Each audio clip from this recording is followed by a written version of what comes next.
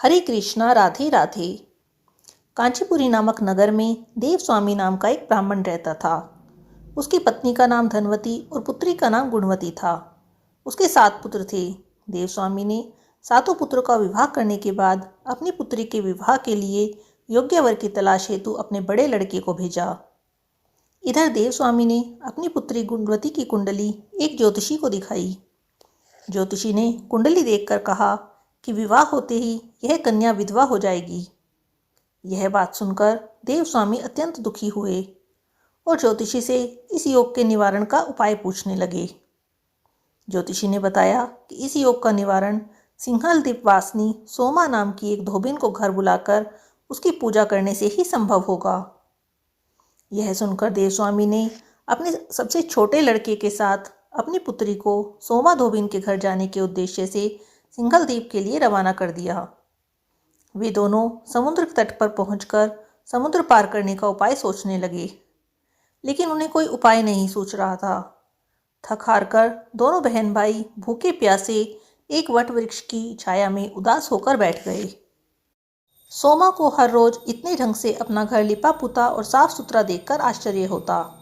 एक दिन उसने अपनी बहू से इस बारे में पूछा तो बहू ने बताया कि हम लोगों के अलावा और कौन यह काम करने घर आएगा। परंतु सोमा को बहू की इस बात पर विश्वास नहीं हुआ। एक दिन उसने सारी रात जागकर घर की सफाई का सारा रहस्य जान लिया।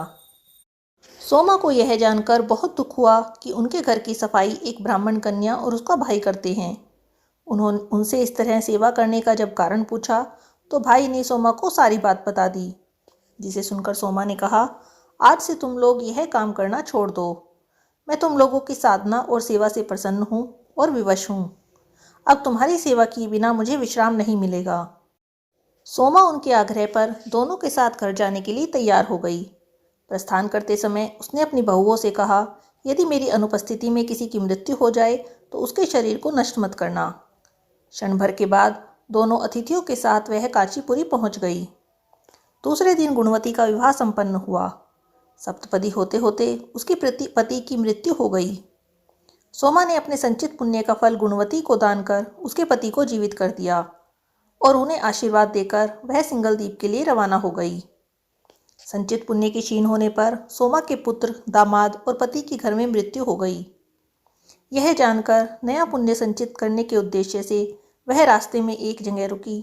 नदी के तीर पर स्थित पीपल के पेड़ की छाया में भगवान विष्णु का पूजन किया और पीपल के वृक्ष की 108 परिक्रमाएं की। इतना करना था कि सोमा के पुत्र, दामाद और पति जीवित हो गए। उसका घर धन धान्य से भर गया। इस प्रकार निष्काम भाव से सेवा करने का उत्तम फल सोमा को प्राप्त हुआ। बोलो पीपल महाराज की जय, बोलो विष्णु भगवान की जय। हरे कृष्णा, राधे राधे।